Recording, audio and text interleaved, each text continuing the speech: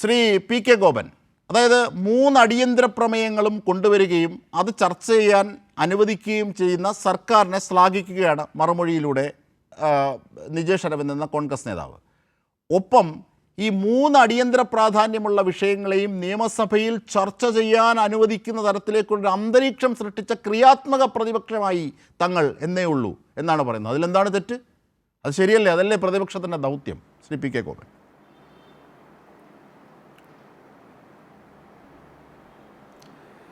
അജിംഷ, മലയാളത്തിലൊരു ചൊല്ലുണ്ട്, പിടിച്ച് ഞാൻ അവൻ എന്നെ കെട്ടിയെന്ന്.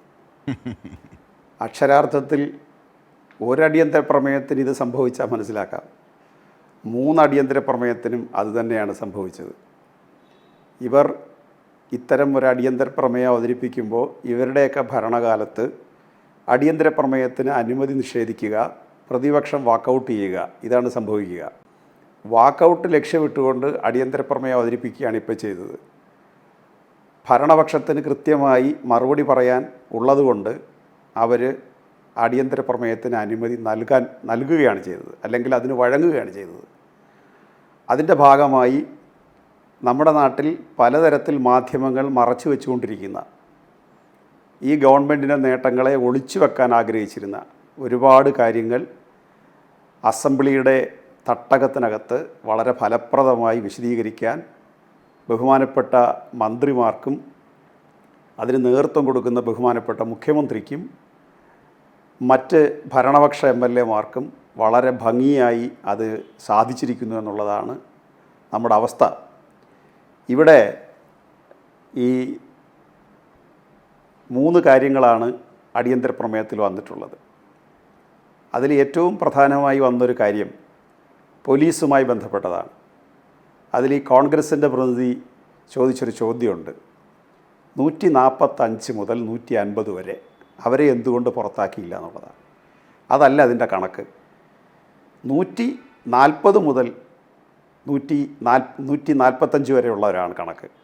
അദ്ദേഹം പറഞ്ഞ 5 അതിനകത്ത് ആദ്യം വന്നിട്ടുണ്ട്. 141, 142, 143, 144, 145. ഇതാണ് വസ്തുത. 145 പേരെ പുറത്താക്കിയ ഒരു സർക്കാർ എത്ര വർഷം കൊണ്ട്? 9 വർഷം കൊണ്ട്. ഗവൺമെൻറ് ചോദിക്കുന്നു, മാധ്യമങ്ങൾ ചോദിക്കുന്നു, ഇപ്പോൾ അജിംഷ ചോദിച്ചു അദ്ദേഹത്തോട്, എന്തുകൊണ്ട് നിങ്ങൾ ഭരണം നടത്തിക്കൊണ്ടിരിക്കുമ്പോൾ ഗുരുതരമായ പോലീസ്, അതിൻ്റെ 1000-ലൊന്ന് സംഭവം പോലും ഇപ്പോഴില്ല, ആ ഗുരുതരമായ പോലീസ് ഭരണത്തിൽ എന്തുകൊണ്ട് പോലീസുകാർക്കെതിരെ നടപടി സ്വീകരിക്കുന്നില്ല? ഒരു കാര്യം നമുക്കെല്ലാവർക്കും അറിയാം, പോലീസ് എന്നുള്ളത് ഒരു മർദ്ദന ഉപകരണമാണ്. 1957 കേരളത്തിൽ കമ്മ്യൂണിസ്റ്റ് പാർട്ടി ഗവൺമെൻറ് അധികാരത്തിൽ വരുമ്പോൾ അതിൻ്റെ നേതാവായ സർവാദരണീയനായ സഖാവ് EMS എടുത്തൊരു നിലപാടുണ്ട്. അത് കമ്മ്യൂണിസ്റ്റ് പാർട്ടിയുടെ നിലപാടാണ്. അദ്ദേഹം പറഞ്ഞത്, അതുവരെ ജന്മിമാർക്കും മുതലാളിമാർക്കും വേണ്ടി തല്ലാൻ ഉപയോഗിക്കുന്ന ഒരു ആയുധമാണ് പോലീസെങ്കിൽ ഞങ്ങൾ സാധാരണക്കാരുടെ പക്ഷത്ത് നിന്നുകൊണ്ട് പോലീസിനെ സമീപിക്കാനാണ് ഉദ്ദേശിക്കുന്നത്. പോലീസിനെ ഒരു മർദ്ദക ഉപകരണമായിട്ട് ഉദ്ദേശിക്കുന്നില്ല. പക്ഷേ 57 തുടങ്ങിയ കാര്യം 2025 പോലീസിനകത്ത് ജനങ്ങളെ മർദ്ദിക്കാൻ താല്പര്യമുള്ള, അവരോട് മോശമായി പെരുമാറാൻ ആഗ്രഹിക്കുന്ന ഒരു ചെറിയ സെറ്റെങ്കിലും ഉണ്ട്. അത് മുമ്പ് കൂടുതലുണ്ടായിരുന്നു, ഇപ്പോൾ കുറച്ചെങ്കിലും ഉണ്ട്. അത് പോലീസിനകത്തുണ്ട്. അങ്ങനെ എന്തെങ്കിലും പെശക് പോലീസിൻ്റെ ഭാഗത്തുണ്ടായാൽ ഇത് 2 കാര്യമുണ്ട് ഇതിനകത്ത്. ഒന്ന്, ഗവൺമെൻറ് നിർദ്ദേശിച്ച് പോലീസ് ഇടപെടുന്ന പ്രശ്നങ്ങളുണ്ട്. മറ്റൊന്ന്, പോലീസ് തന്നെ കൈകാര്യം ചെയ്യുന്ന പ്രശ്നങ്ങളുണ്ട്. ഗവൺമെൻറ് നിർദ്ദേശിച്ച് പോലീസിനെ കൊണ്ട് ക്രൂരത ചെയ്യിക്കുന്ന കാര്യങ്ങളാണ് നമ്മൾ അടിയന്തരാവസ്ഥയിലായാലും ഇപ്പോൾ ശ്രീ AK ആൻ്റണിയുടെ തുറന്നു പറച്ചിൽ നടന്ന സംഭവങ്ങളിലായാലും ശ്രീ K കരുണാകരൻ്റെ കാലത്തായാലും സംഭവിച്ചത്. ഇവിടെ ഇപ്പോൾ ശ്രീ പിണറായി വിജയൻ ഗവൺമെൻറ്റിൻ്റെ നേതൃത്വത്തിൽ നടക്കുന്ന കാര്യങ്ങളിൽ ഗവൺമെൻറ് ഉണ്ടായിട്ടുള്ള ഒരു ഇഷ്യൂവും പറയുന്നില്ല. പോലീസുകാരെടുത്ത നിലപാടുകളാണ്. അത്തരം നിലപാടിൽ പോലീസ് സാമാന്യ നീതിക്ക് നിരക്കാത്ത മർദ്ദക സംവിധാനങ്ങൾ വിനിയോഗിച്ചിട്ടുണ്ടെങ്കിൽ, ഏതെങ്കിലും തരത്തിലുള്ള അപകടകരമായ നീക്കം നടത്തിയിട്ടുണ്ടെങ്കിൽ സസൂക്ഷ്മം പരിശോധിച്ച്, അതിൻ്റെ സ്ഥൂലതലത്തിൽ മാത്രമല്ല സൂക്ഷ്മതലത്തിൽ പരിശോധിച്ച് ഓരോന്നിൻ്റെയും മെറിറ്റ് നോക്കി നടപടി സ്വീകരിക്കും. ഇപ്പോൾ ഒരു ദിവസം ഒരു ആക്ഷേപം കേട്ടു പോലീസിനെതിരായിട്ട്, അല്ലെങ്കിൽ ഒരു വാർത്ത വന്നു, അതിൽ കുറച്ച് സത്യം ഉണ്ടെന്നിരിക്കട്ടെ, കുറച്ചെന്നല്ല സത്യമാണെന്നിരിക്കട്ടെ, ഒറ്റയടിക്ക് നടപടി സ്വീകരിക്കാൻ ഒരു മുഖ്യമന്ത്രിക്ക് ആഭ്യന്തരമന്ത്രിക്ക് കഴിയില്ല. അതിനൊരു അന്വേഷണം വേണം, അന്വേഷണത്തിൽ റിപ്പോർട്ട് വേണം, അതിന് തെളിവുകൾ വേണം. അത് വെച്ചുകൊണ്ട് നടപടി സ്വീകരിക്കാൻ പറ്റും. ഇല്ലെങ്കിൽ ഈ അന്വേഷണത്തിനിരയായി അല്ലെങ്കിൽ ഈ നടപടിക്കിരയാകുന്ന പോലീസുകാരന് പിറ്റേന്ന് ഹൈക്കോടതിയിൽ പോയാൽ അതിന് സ്റ്റേ കിട്ടും. യാതൊരു തെളിവുമില്ലാതെ അദ്ദേഹത്തെ പുറത്താക്കാൻ ഒരു പോലീസുകാരനെ അല്ലെങ്കിൽ പോലീസുകാരിയെ പുറത്താക്കാൻ തീരുമാനിച്ചാൽ, അതുകൊണ്ട് പരിണതപ്രജ്ഞനായ ഒരു ഭരണാധികാരി അല്ലെങ്കിൽ പരിണതപ്രജ്ഞയായ ഒരു ഭരണാധികാരിക്ക് ചെയ്യാൻ കഴിയുക അതിൻ്റെ മെറിറ്റ് നോക്കിയിട്ടാണ് സ്വീകരിക്കാൻ കഴിയുക. ആ അർത്ഥത്തിൽ കേരളത്തിലെ പോലീസിൽ എന്ത് നിലപാട് സ്വീകരിക്കണോ അത് ഈ ഗവൺമെൻറ് സ്വീകരിക്കും എന്നുള്ളതിൻ്റെ ചരിത്രത്തിലെ ഏറ്റവും വലിയ തെളിവാണ് ഇന്ത്യ രാജ്യത്ത് ഒരു സ്റ്റേറ്റും സ്വീകരിക്കാത്ത വിധത്തിൽ 144 പോലീസുകാരെ കാക്കി ഊരി വാങ്ങിച്ച് പറഞ്ഞു വിട്ടത്. അത്ര ധൈര്യം കാണിച്ച ഒരു ആഭ്യന്തര വകുപ്പിൻ്റെ മുമ്പിലാണ് ഈ പരിപാടിയെല്ലാം ആവിഷ്കരിക്കുന്നത്. ഇവിടെ സംഭവിച്ച മറ്റൊരു കാര്യമുണ്ട്. അത് ചരിത്രം മറന്നു വയ്ക്കുന്ന ഒരു കാര്യത്തെ ബഹുമാനായ AK ആൻ്റണി എടുത്ത് പുറത്തു കൊണ്ടുവന്നുള്ളതാണ്. അദ്ദേഹം ഈ വിഴുപ്പെടുത്ത് പുറത്തിടുമ്പോൾ അദ്ദേഹം ഉദ്ദേശിച്ചത് അദ്ദേഹത്തെ സംരക്ഷിക്കാത്ത കോൺഗ്രസ് പ്രവർത്തകർക്കെതിരെ ഒരായുധമായിട്ടാണ് അദ്ദേഹം അതുമായിട്ട് വന്നത്. ഇപ്പോൾ അതും സംഭവിച്ചു. ശ്രീ AK ആൻ്റണി പല കാര്യങ്ങളിൽ പരിഹാസനായി.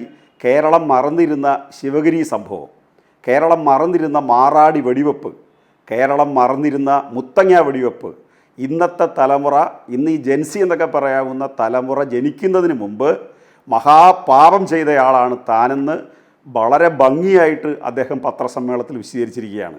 അദ്ദേഹത്തെ സംരക്ഷിക്കാൻ ആരുമില്ല, ഞാൻ തന്നെ ഇത് പറയേണ്ടി വരുന്നു, ഞാൻ ചെയ്ത പാപമല്ല എന്നൊക്കെ അദ്ദേഹം വിശദീകരിക്കാനാണ് പരിശ്രമിച്ചത്. പക്ഷേ ശിവഗിരി കുന്നിൽ ഒഴുകിയ ചോരയ്ക്ക് അദ്ദേഹത്തിന് മറുപടി പറയേണ്ടി വരുന്നു, കോൺഗ്രസ്സിന് മറുപടി പറയേണ്ടി വരുന്നു. അത് മറ്റു പലരിലേക്കും ബാധിക്കുന്നു.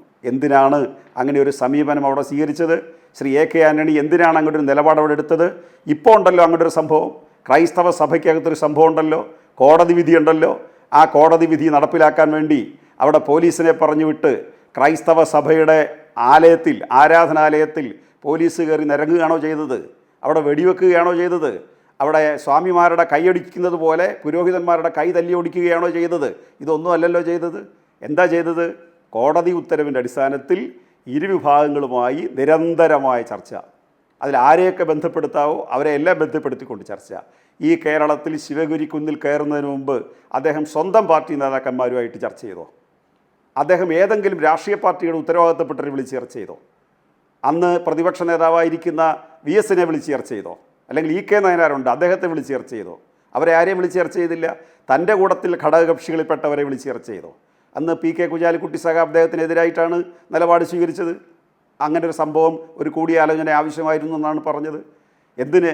SNDP യോഗത്തിൻ്റെ ജനറൽ സെക്രട്ടറി ആയിരുന്ന ശ്രീ K ഗോപിനാഥൻ, വേറെ എല്ലാവരെയും ഞാൻ വിടുന്നു, അഡ്വക്കേറ്റ് K ഗോപിനാഥൻ, സർവാദരണീയനായ, വളരെ പ്രായമുണ്ടെന്ന് അദ്ദേഹത്തിന്, അദ്ദേഹത്തെ ശ്രീ K ഗോപിനാഥൻ കോൺഗ്രസ് പ്രവർത്തകനാണ്. ശ്രീ K ഗോപിനാഥൻ വളരെ വിഷമത്തോടുകൂടി പറഞ്ഞെന്താണെന്നറിയോ? ഞാൻ കോൺഗ്രസ്സുകാരനായതുകൊണ്ട് പാർട്ടിയിൽപ്പെട്ടവരും അല്ലാത്തവരും എല്ലാം ചോദിക്കുന്നു, SNDP മൂവ്മെൻറ്റിലുള്ള മുഴുവൻ ആളുകളും എന്നോട് ചോദിക്കുകയാണ്, ഇദ്ദേഹം അറിയാതെ അവിടെ ഇത് സംഭവിക്കുമോ? ശ്രീ ഗോപിനാഥനോട് പറയാതെ AK ആൻ്റണി ഈ നടപടി സ്വീകരിക്കുമോ? എന്നെ ആരും വിശ്വസിച്ചില്ല എന്നാണ് ഗോപിനാഥൻ പറഞ്ഞത്. ഞാൻ പറയാൻ ആരും വിശ്വസിക്കുന്നില്ല. കാരണം AK ആൻ്റണി എന്നോട് ചോദിക്കാതെ ചെയ്യുമെന്ന് ആരും കരുതുന്നില്ല. ആരോടും ആലോചിക്കാതെ കേരളം വിട്ടുപോയിട്ട് ഡൽഹി പോയിരുന്നിട്ടാണ് അദ്ദേഹം ഈ ഉത്തരവ് കൊടുക്കുന്നത്, ശ്രീ AK ആൻ്റണി ഉത്തരവ് കൊടുക്കുന്നത്. ഇതിന് വേറൊരു കഥ കൂടിയുണ്ട്, നമ്മൾ ചർച്ച ചെയ്യാത്ത ഒരു കഥ കൂടി, അതുകൂടി ഞാൻ പറയാം. അത് ഈ ശ്രീ AK ആൻ്റണി ഈ സംഭവത്തിന് ശേഷം പല RSSൻ്റെ താല്പര്യമുള്ള പരിപാടികളിലും പങ്കെടുക്കാൻ തുടങ്ങി. ഇങ്ങനെ പങ്കെടുക്കുന്നത് കണ്ടുകൊണ്ട് വളർന്ന ഒരാൾ അദ്ദേഹത്തിൻ്റെ വീട്ടിലുണ്ട്. അയാളുടെ പേരിൽ അനിൽ ആൻ്റണി എന്നാണ്. ആ വളർച്ച ഇന്ന് ആ ചെറുപ്പക്കാരനെ കൊണ്ടെത്തിച്ചത് ആൻ്റണിയുടെ ജീവിതാവസാന സമയത്ത്, ജീവിതാവസാനം എന്ന് ഞാൻ പറഞ്ഞത് പിൻവലിക്കുന്നു, ആൻ്റണിയുടെ വാർദ്ധക്യം ബാധിച്ച കാലത്ത്, അദ്ദേഹം ഒരു 100 വർഷമെങ്കിലും ജീവിച്ചിരിക്കട്ടെ നമ്മൾ ആഗ്രഹിക്കുകയാണ്. അദ്ദേഹം വാർദ്ധക്യം ബാധിച്ച കാലത്ത് അദ്ദേഹത്തിൻ്റെ കുടുംബത്തിൽ നിന്നിറങ്ങി BJPയുടെ നിരയിലേക്ക് പോയ അനിൽ ആൻ്റണിക്ക് കിട്ടിയ പരിശീലനം ശിവഗിരി കുന്നിൽ നടത്തിയ വെടിവെപ്പിന് പ്രായശ്ചിത്തമായി അദ്ദേഹം നടത്തിയ RSS പ്രലോഭനത്തിന് അദ്ദേഹം കൊടുത്ത ഏറ്റവും വലിയ വിലയാണത്. വ്യക്തം. അത് മാത്രമല്ല അദ്ദേഹത്തിന്റെ പല വാക്കുകളും അദ്ദേഹത്തിന്റെ പല പ്രസ്താവനകളും സംഘപരിവാറിന് അനുകൂലമായത് നമുക്കറിയാം, ന്യൂനപക്ഷ വിരുദ്ധമായതടക്കം.